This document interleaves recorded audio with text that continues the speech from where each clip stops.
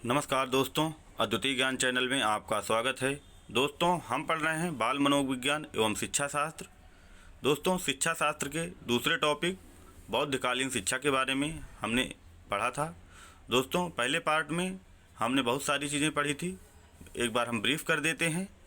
दोस्तों, हमने पढ़ा था बौद्धकालीन शिक्षा और वैदिककालीन शिक्षा दोनों में अंतर और दोनों में समानताएं पढ़ी थी।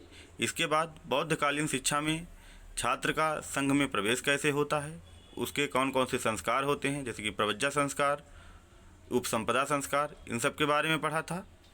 छात्र और गुरु के संबंध के बारे में पढ़ा था। आइए दोस्तों, अब हम पार्ट 2 शुरू करते हैं, जिसमें हम छात्रों की दिनचर्या, विद्वत सभा और बाकी सभी चीज़ों के बारे में पढ़ेंगे। आइए देखते हैं दोस्तों, छात्रों की दिनचर्या के बारे में। बौद्धकालीन शिक्षा में जो छात्र संघों में रहते थे, संघों में प्रवेश होता था, उनको भिक्षु बोला जाता था, उनको सामनेर या श्रमण भी बोला जाता था। दोस्तों, तो आइए उन सामनेर, श्रमण और बौद्ध भिक्षुओं की दिनचर्या के बारे में देखते हैं। छात्र नियमित रूप से अपने गुरु की सेवा करते थे।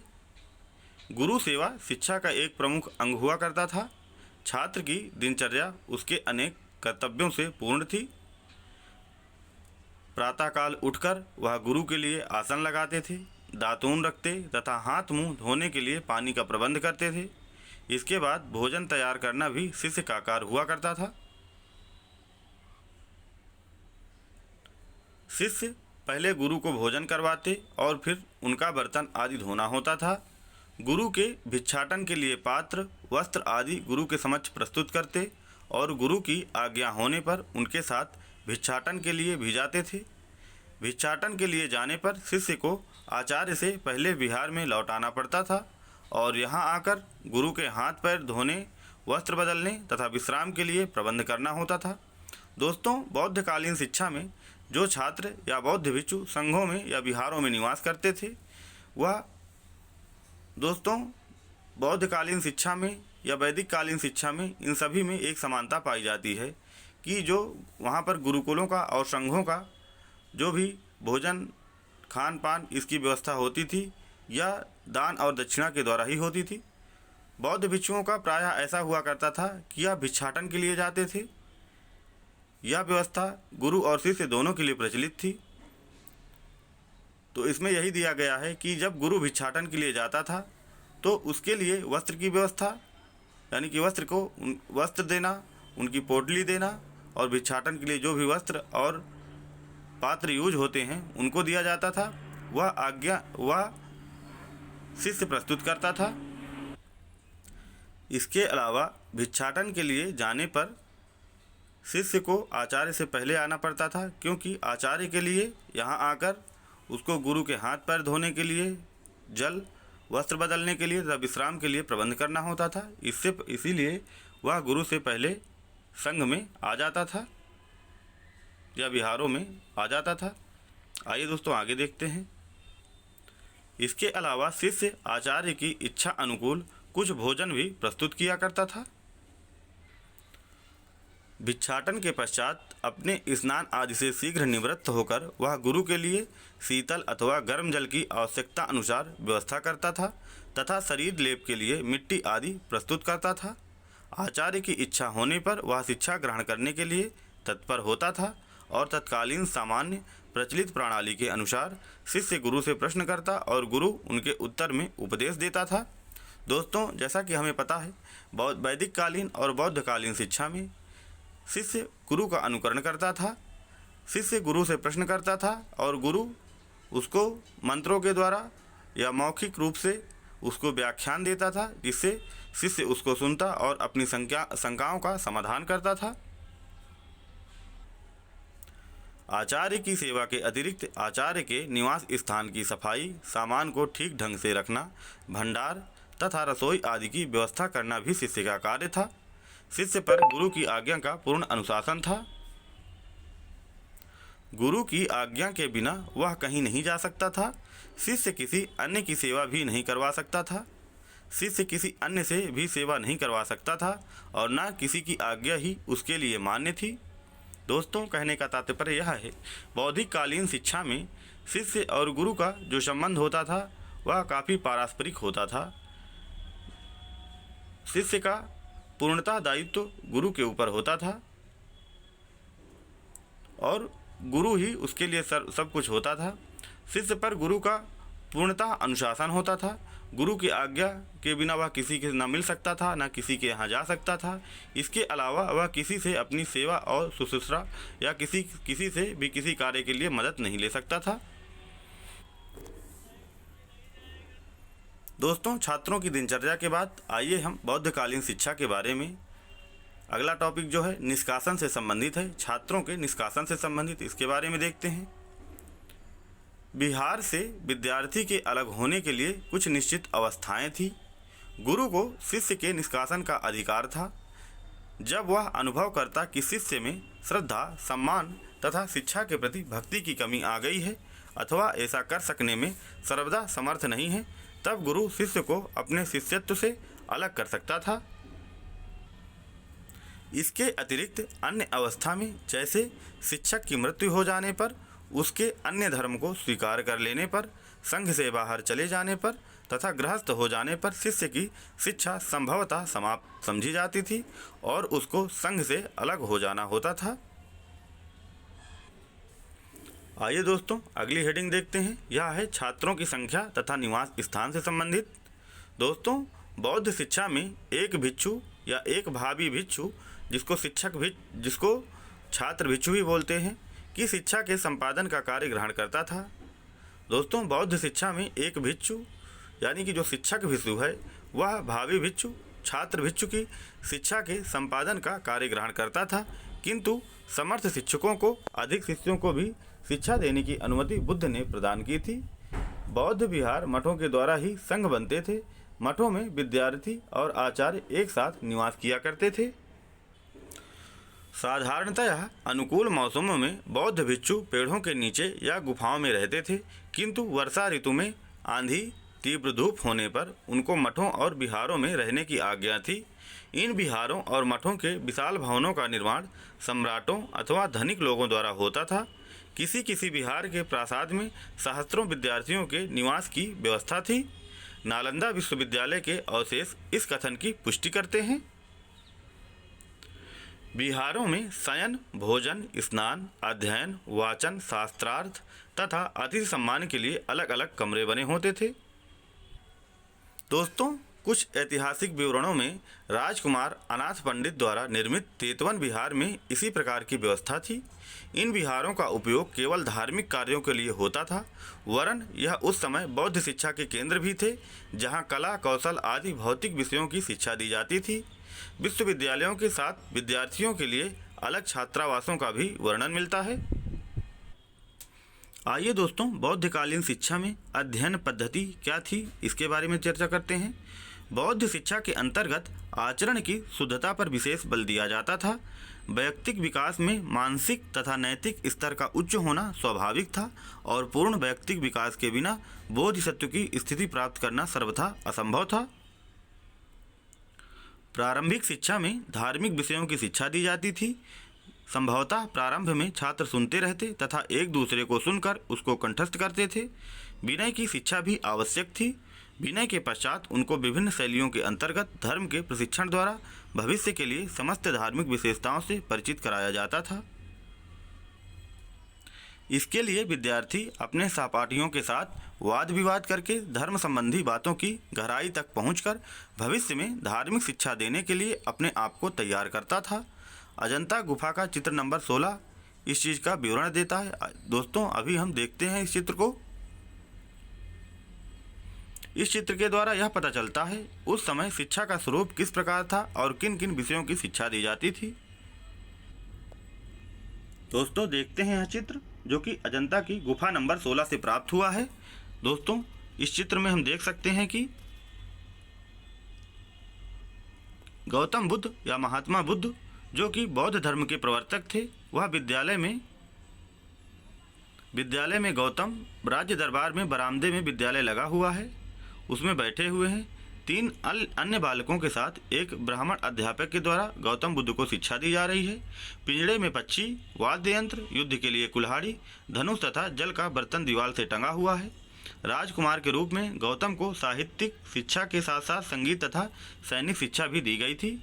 यह बौद्ध काल की शिक्षा को दर्शाता हुआ एक चित्र है जो कि अजंता की गुफा नंबर 16 से प्राप्त हुआ है।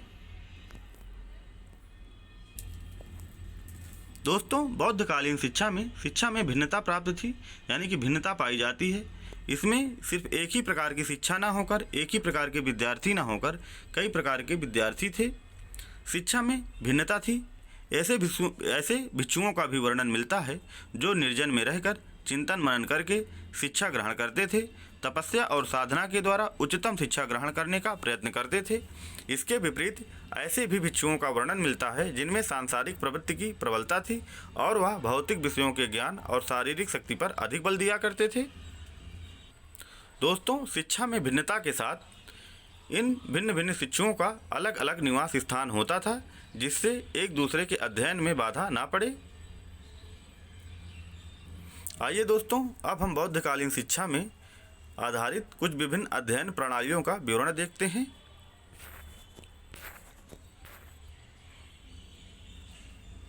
आइए दोस्तों देखते हैं यह मौखिक शिक्षा या मौखिक प्रणाली क्या थी। दोस्तों, बौद्धकालीन शिक्षा में लेखन कला का प्रचार हो चुका था। लेखन कला का प्रचार बौद्ध काल तक हो चुका था, किंतु शिक्षा पद्धति में मौखिक प्रणाली पूर्णतः प्रचलित थी। हो सकता है लेखन सामग्री का अभाव रहा हो।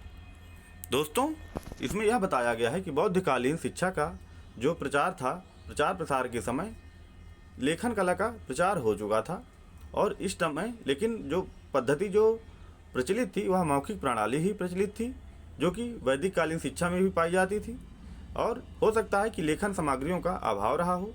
वैदिक शिक्षा में वैदिक मंत्रों की लिपिबद्धता धर्म के विपरीत थी, किंतु बौद्ध धर्म में तो लेखन कला सीखने की सहमति दी गई है तथा उसको जीविकोपार्जन का साधन भी बताया गया है।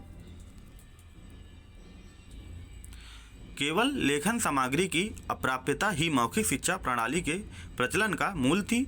बौद्ध धर्म एक नवीन धर्म था। इसके प्रचार की आवश्यकता थी और प्रचार की सफलता प्रचारक के ज्ञान और वाक शक्ति पर निर्भर करती थी।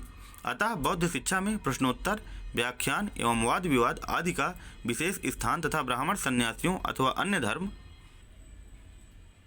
आचार्यों के सम्मुख में सार्थार्थ में विजयी होकर जन समुदाय को प्रभावित करने में समर्थ हो सके, इसके लिए उच्च शिक्षा में वाद विवाद का निजी महत्व था। विरोधियों के अतिरिक्त बौद्ध धर्मावलंबियों की संख्या के समाधान के लिए भी वाद विवाद में पूर्णाभ्यस्त होना आवश्यक था।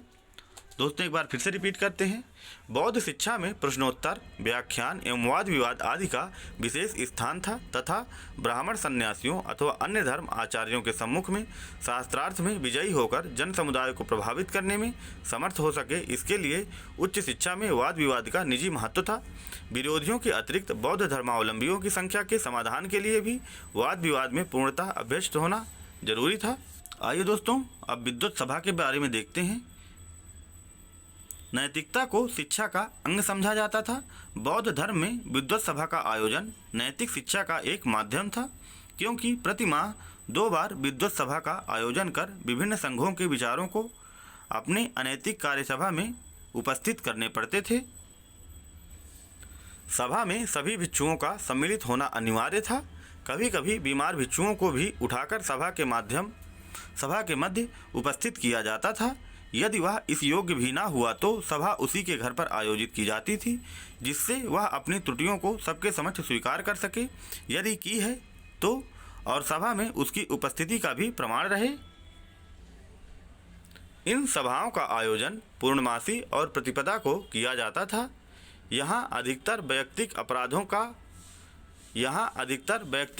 अपराधों पर विचार होता था। सामूहिक अपराध दूसरे क्षेत्र के विद्वानों के सामने रखे जाते थे। इसके अतिरिक्त प्रतिवर्ष वार्षिक सभा का आयोजन किया जाता था, जहां संघ को इस प्रकार की चुनौती सम्मानित व्यक्ति देते थे कि संघ उनको यदि दोषी या पवित्र सिद्ध कर दे तो करे। इस प्रकार से नैतिक शिक्षा के क्षेत्र में विद्वत सभा का बहुत ही महत्व था। आइए दोस्तों एकांत साधन के बारे में देखते हैं। एकांत साधन जो कि बौद्ध धर्म का एक बहुत बड़ा अंग है, आइए इसके बारे में देखते हैं। ब्राह्मण तपस्वियों के एकांत साधन, चिंतन और वास को बड़ा धार्मिक महत्व प्राप्त था। बौद्ध भिक्षुओं को भी एकांत करते हुए चिंतन और मनन में व्यस्त पाते हैं, किंतु ब्राह्मण तपस्वियों और बौद्ध भिक्षुओं के एकांतवास में अंतर था। बौद्ध भिक्षु प्रायः ऐसे स्थानों पर वास करते थे जहां से उनको भिक्षाटन के लिए दूर ना जाना पड़े तथा आने जाने वाले भिक्षुओं को उचित सेवा करने में समर्थ हो सके। ध्यान देने की बात यह है कि केवल वही भिक्षु निर्जन वन अथवा गुफाओं में निवास कर आध्यात्मिक चिंतन करते थे जिनको संघ के उत्तरदायित्व से शांति पाने की इच्छा होती थी तथा सांसारिक माया मोह का सर्वस्व लगाव छूट गया होता था। आइए दोस्तों और बौद्धकालीन शिक्षा में जन सामान्य की शिक्षा के बारे में बात करते हैं। सामान्यतया बौद्ध संघ गृहस्थ जीवन त्याग कर आए हुए बौद्ध धर्मावलंबियों भिक्षुओं के लिए था। संघ के यही स्थायी सदस्य होते थे और संघ इन्हीं की शिक्षा का प्रबंध करता था। संघ में बौद्ध धर्म के गृहस्थ अनुयायियों की शिक्षा की कोई व्यवस्था नहीं थी,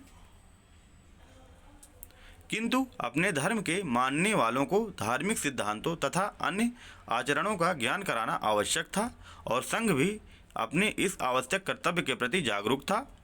इसका एक कारण और भी था कि गृहस्थ बौद्ध धर्मावलंबियों के दान द्वारा ही संघ के बच्चों की दैनिक शारीरिक आवश्यकताएं पूरी होती थी। फिर इन ग्राहकों के प्रति संघ सर्वदा उदासीन कैसे रह सकता था।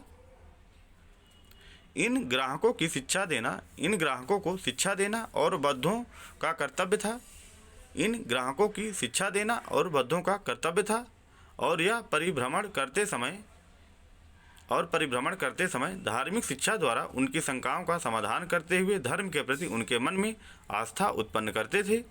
ऐसा वर्णन मिलता है कि राजा बिम्बिसार ने भगवान बुद्ध के उपदेश को ग्रहण करने के लिए अपने राज्य के 80 सहस्त्र ग्रामों के वासियों को आदेश दिया था, किंतु इन ग्राहकों के बच्चों की मौलिक शिक्षा का कोई प्रबंध संघ की ओर से नहीं था। संभवतः बौद्ध धर्म के मानने वाले भी मौलिक शिक्षा प्राप्त करने के लिए तत्कालीन अन्य शिक्षा संस्थाओं में जाते थे। दोस्तों, एक लेखक हुए मिलिंद पन्ह, उनके अनुसार ब्राह्मण और बौद्ध शिक्षा के विषय में निम्नांकित चीज़ें थी।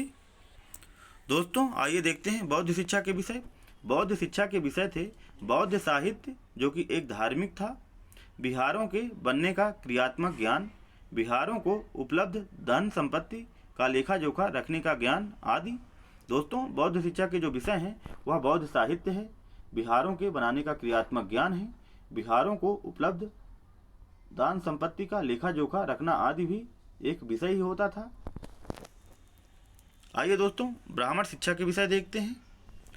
ब्राह्मण शिक्षा के विषय थे चारों वेद, सामवेद, यजुर्वेद, ऋग्वेद, अथर्ववेद, पुराण, 18 पुराण, इतिहास, व्याकरण, पद्य, ध्वनि, छंद, वेदांत, जीवों की बोली, भूकंप, अपशकुन आदि का ज्ञान, सांख्य, न्याय, योग, वैशेषिक संगीत, मंत्र, औषधि, युद्ध विद्या आदि यह ब्राह्मण शिक्षा के विषय हुआ करते थे।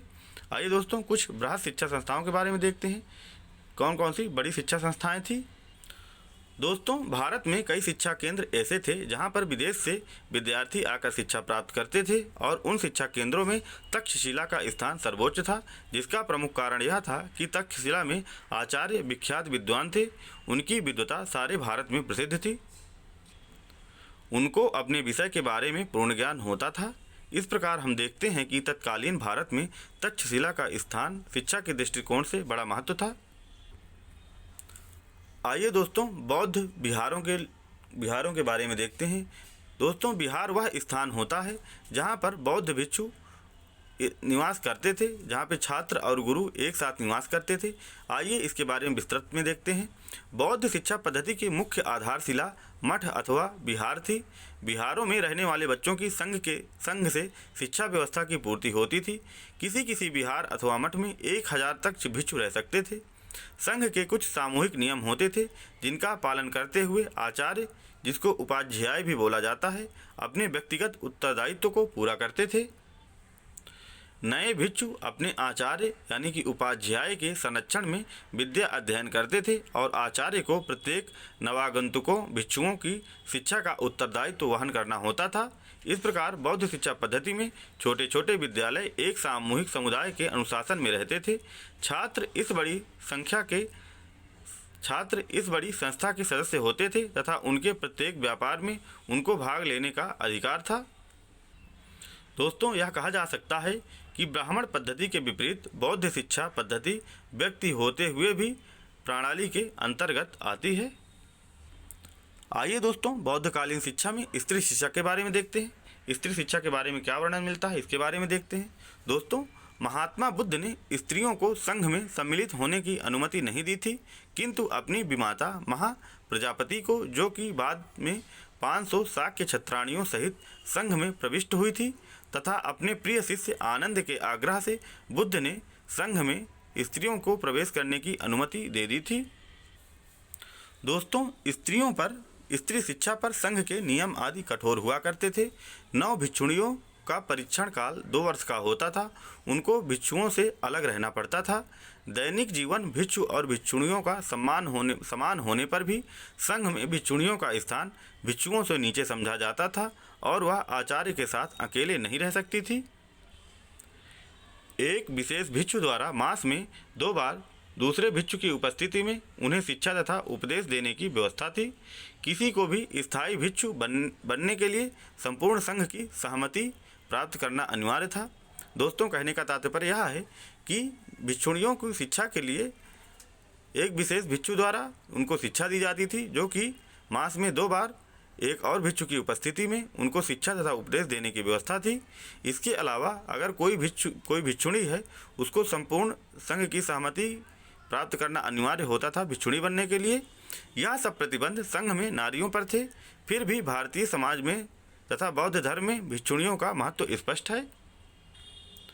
भिक्षुणियों में अधिकतर धार्मिक प्रेरणा व संघ में सम्मिलित होने वाली महिलाएं थीं, किंतु कुछ भौतिक जगत के संकटों से उठकर शांति प्राप्त करने के निमित्त भिक्षुणी बन जाती थी। इन दोनों प्रकार की भिक्षुणी महिलाओं में से कुछ तो अपनी बुद्धता के लिए विख्यात थी। सुखा का नाम इस विषय में उल्लेखनीय है। अपने प्रवचन द्वारा जन समुदाय अपने को कृत्य करता था। उसके प्रवचन द्वारा जन समुदाय सुखा नाम की एक भिक्षुणी का वर्णन मिलता है, जिसके प्रवचन द्वारा जन समुदाय अपने को कृत्य करता था। भिक्षुणियाँ शोकग्रस्त महिलाओं के कष्ट निवारण के लिए तत्पर रहती थी। पचारा नामक भिक्षुणी का नाम दयालु प्रवृत्ति के लिए सराहनीय है। संघ के बाहर भी स्त्रियों में धर्म के प्रति बड़ी रुचि थी। विशाखा, सूफिया, आम्रपाली आदि महिलाएं धर्म अनुरागी थी तथा उनकी दानशीलता का बौद्ध संघ बड़ा आभारी था। आइए दोस्तों, बौद्धकालीन शिक्षा में व्यवसायिक शिक्षा के बारे में देखते हैं। बौद्धकालीन शिक्षा का प्रमुख आधार धर्म और इस उद्देश्य की पूर्ति विहारों में होती थी। बौद्धकालीन शिक्षा का प्रमुख आधार धर्म था तथा इस उद्देश्य की पूर्ति विहारों में होती थी, किंतु उस समय औद्योगिक ज्ञान को भी उपेक्षित नहीं किया गया। तत्कालीन शिक्षा में व्यवसायिक शिक्षा का प्रमुख स्थान था। भिक्षुओं तक को सिलाई, कढ़ाई, बुनाई आदि का ज्ञान इसलिए होना अनिवार्य था जिससे कि वह अपने वस्त्र संबंधी आवश्यकताओं को पूरा कर सकें। विहारों के भवनों का उचित निर्माण करवाने के लिए उनको मकान बनाने की कला से भी परिचित होना आवश्यक था।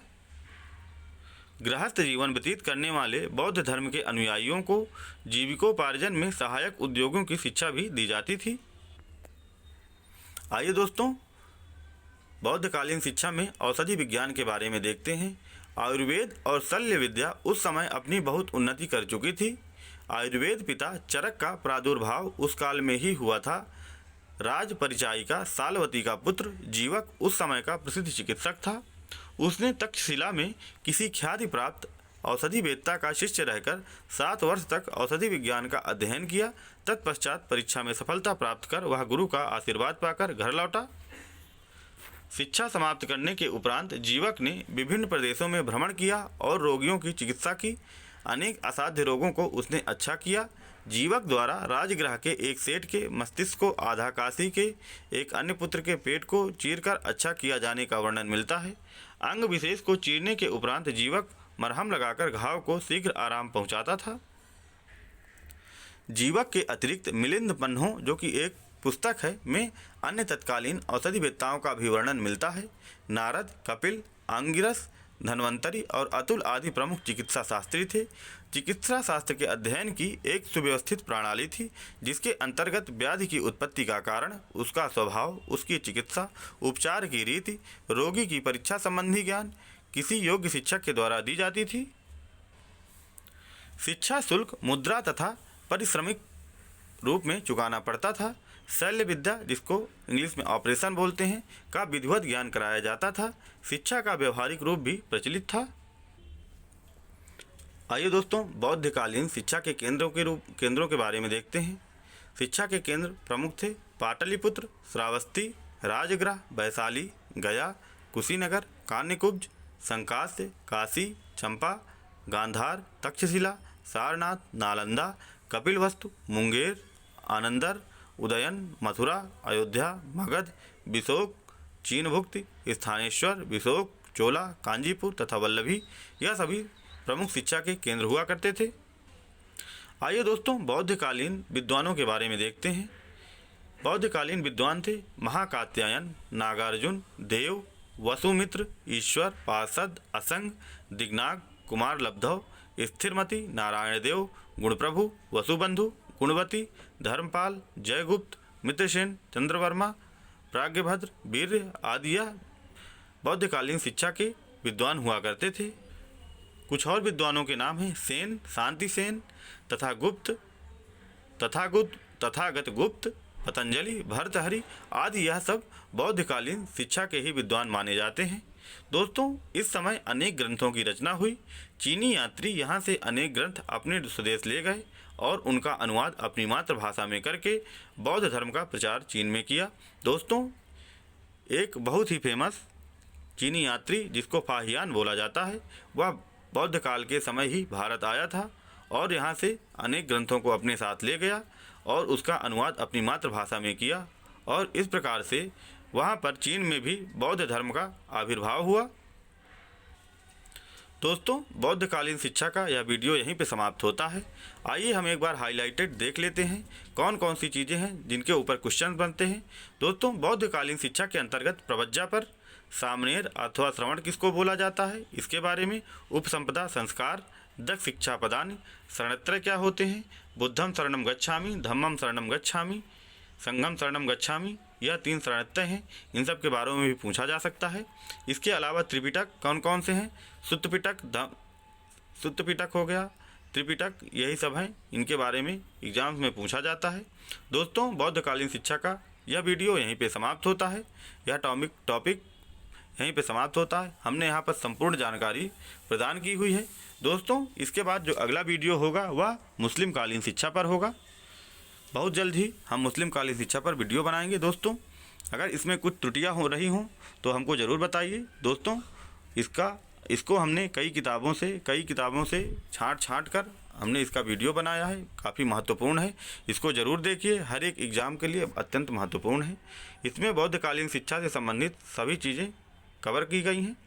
दोस्तों, फिर मिलते हैं एक नए वीडियो में मुस्लिम कालीन शिक्षा में। तब तक के लिए नमस्कार, धन्यवाद दोस्तों।